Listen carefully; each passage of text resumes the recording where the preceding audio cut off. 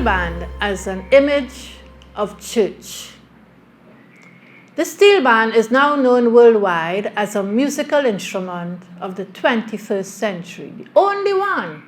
Its birthplace being the East Dry River and Laventille, also known as Hotspot in the hills overlooking the city of Port of Spain. This instrument grew out of an oppressive era of imitation after the emancipation of the slaves, who imitated their French masters and those of the elite classes in the areas surrounding the city of Port of Spain. In a steelband, which is made up of different pans, there is no age limit, no race distinctions, no gender disparities, no religious backgrounds, and no need to have prior understanding of music. Its welcoming embraces all interested persons who want to beat pan and enjoy the melodies produced by these instruments. The Ordinance of July 1883, which amended that of 1868, restricted owners of dwellings to accommodate persons dancing to drums. Seeking alternative instruments in garbage pans, drums, discarded tins, and pans, the free people had to choose an instrument and they began experimenting with sounds. Again, education played a great part in the development, and the tambour bamboo was the choice as they now changed the instrument of choice. However, one day in a season, a tambour bamboo broke in the street. And so as not to miss the rhythm, a person by the name of Oscar Pyle, he took a garbage pan that was on the street and began making the music. This now brought others. Biscuit covers and other pans now were being chosen as the metal to make the music. Elie Manet, one of our pioneers, he explained that the notes on the pan had to be added, and any form of metal that was used that could knock to make music was chosen. He saw Spree Simon, another pioneer, who chose to beat his pan in a concave setting with only 3 notes, right? Simon was known as as our pioneer. He now wanted a better pan. Elie Manet says no. Doing the concave setting was not adequate, so what he did, he decided to use the convex method. And this method began a long creative history of the steel pan. In 1961, Desperados played for the first time in church. In 1965, Highlanders was invited to play at the Trinity, which is the Anglican Cathedral. And Rudolph Charles, a very well-known pioneer of pan, he was the captain of Desperados, and his funeral was held at the Cathedral of the Immaculate Conception.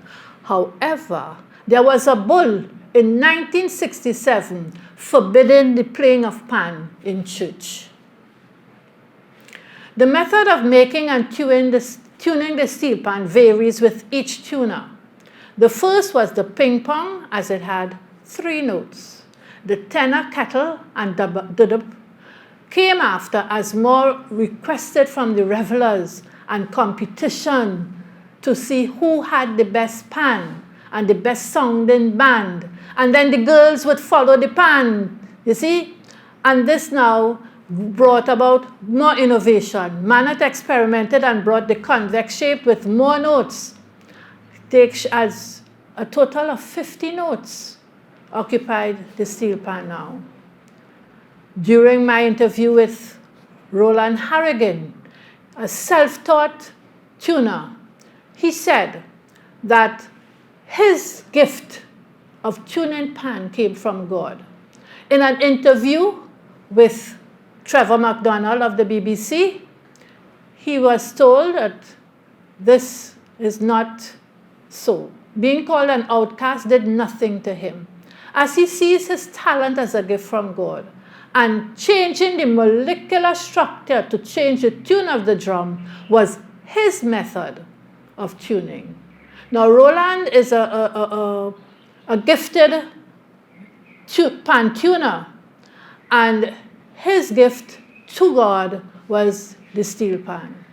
Having a heavy breakfast helped him to focus, and he would work right through the day, sometimes into Friday morning. I have to say Friday morning as the Tobagonians. You see?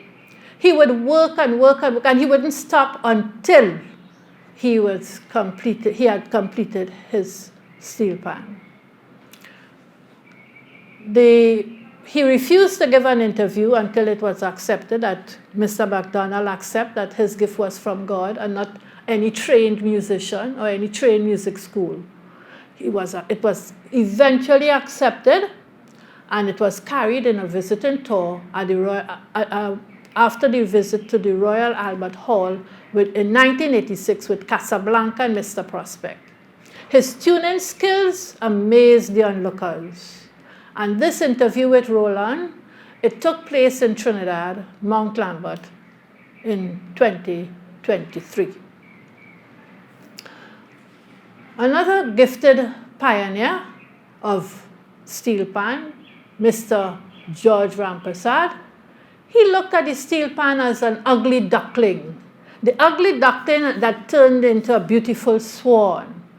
This paper has shown the mystery behind the steel pan, past, present, and future. To have an experience of pan is to be in another realm. Without any formal knowledge of music, anyone of any ethnicity can play the steel pan.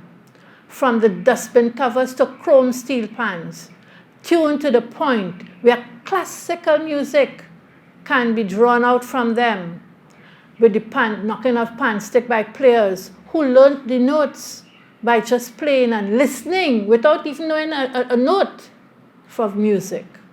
From being called a hooligan to being called a pioneer was the journey of the tuner or panist. From behind the bridge to the corridors of universities, both local and foreign, the steel pan ring its tones. From using the ad hoc tools of laborers to mechanical instruments to detect sounds and level the instruments. Today we can say, well done, Mr. Panman.